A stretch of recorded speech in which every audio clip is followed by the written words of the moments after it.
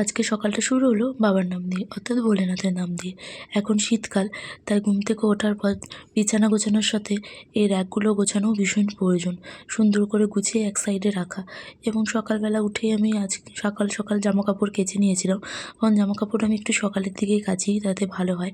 আর আজকে এসেছিলো আমার বোন, আর আমার বোন গাছের কচি লাউ নিয়ে এসেছিলো, এবং সেই লাউগুলোই ঝিরিঝিরি করে কেটে গরম তেলে কাঁচা লঙ্কা, তেজপাতা, শুকনো লঙ্কা ফোড়ন দিয়ে আমি লাউটা করে নিলাম, এবং সাইডে দুধ দিয়ে গেছিলো, দুধটাও জাল দিয়ে নিলাম।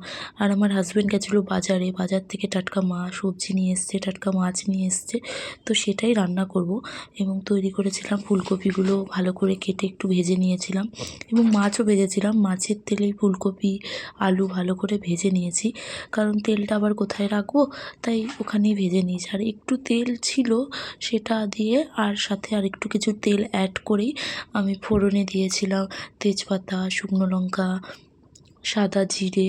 একটু ভালো করে ব্রাউন হয়ে গিয়ে ভাজা হয়ে গেলেই তার মধ্যে আমি দিয়ে দিয়েছিলাম টমেটো, আদা আর জিরের পেস্ট।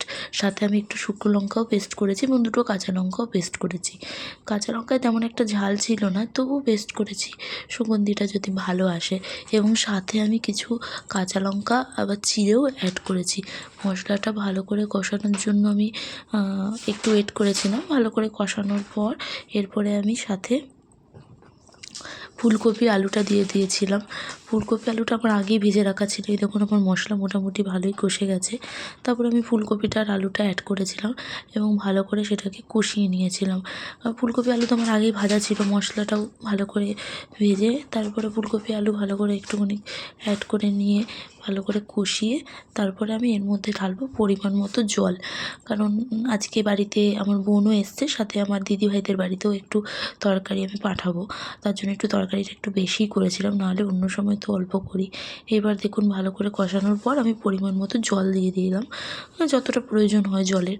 ভালো করে জলটা দিয়ে দিলাম ফুটে আসার জন্য। এরপর ফুটে আসলে আমি তার মধ্যে মাছও অ্যাড করে দিয়েছি। মাছগুলো ফুটে আসার পরপরই মাছ অ্যাড করে দিয়েছি। এরপরে ভেজে রাখা মশলা গুঁড়ো করে, ভেজে রাখা যে মশলা ছিল সেটা গুঁড়ো করে ধনেপাতা দিয়ে ভালো করে নামিয়ে নিয়েছি। আর ওই ফুলকপির পাতাগুলো ছিল, আমার বোন বলল দিদি একটু বেটে নে। আর আমার শাশুড়ি মা তো নিরামিষ খায়, তার জন্য মানে পেঁয়াজ রসুন খায় না, তো ওই জন্য আমি এটা শুধু কালো জিরে আর লঙ্কা দিয়ে বেটে নিলাম।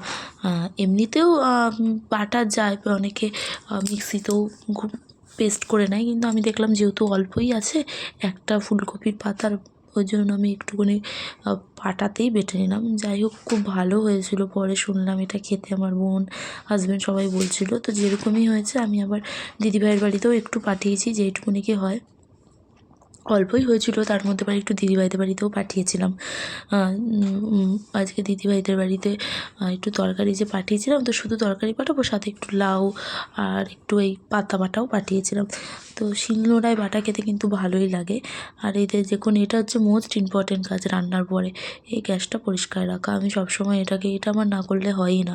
গ্যাসটাকে সুন্দর করে একটু পরিষ্কার করে নিলাম। এরপর খাওয়া দাওয়া করে আমি, বোন এবং আমার হাজব্যান্ড গেছিলাম একটু মাঠে। যে আপনাদের বলেছিলাম যে হাজব্যান্ড গাছ লাগিয়েছে, তো সেই গাছগুলোই আমি ওই সবসময় দেয় জল, তো ওর সাথে আমি একটু হেল্প করার জন্য গেছিলাম ওইখানে। আর এই দেখুন পুকুরটা কি সুন্দর বাঁধানো, এটা একটা দাদাদের পুকুর। এই যে নিয়ে আমার বোন, আমি যে বোনের কথা বলেছিলাম। আর এই যে দেখুন কি সুন্দর জায়গাটা, এই জায়গাটাকে যখন ট্রেনটা যায় দারুণ লাগে, কি ভালো লাগছে দেখুন। এটা হচ্ছে আমাদের কাটোয়া দাইঘাট।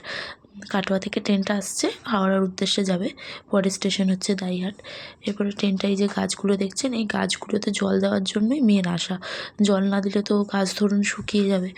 আর যা এখন ওয়েদার দেখুন, হাফ হাফ শুকিয়েও গেছে গাছ, ওই জন্য প্রায় উনি গাছে জল দেয়। এবার সবসময় ওই দেয়, তো আমি সেদিনকে একটু এলাম হেল্প করার জন্য।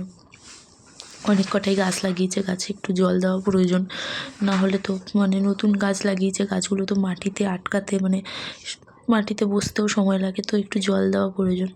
আমার বোন এখানে ভিডিওটা করে নিচ্ছে, তার জন্য আমিও একটুখানি, আমি আমার হাজব্যান্ডের সাথে এই যে পুরো পার্টটা মোটামুটি যতগুলো গাছ আছে আমি আর আমার হাজব্যান্ড মিলে জলটা দিয়েছিলাম। ওর দ্বারা একা সম্ভব না, একাই করে, তবুও আমি একটু হেল্প করলাম। তারপরে সন্ধ্যেবেলা আমরা একটু পাঁপড় খেয়ে নিয়েছিলাম এবং তারপরে এসেছিলো আমার বন্ধুরা, একটু আড্ডা মেরে নিয়েছিলাম। সাথে এসেছিলো একজন ভাই। চলুন আজকের জন্য টাটা।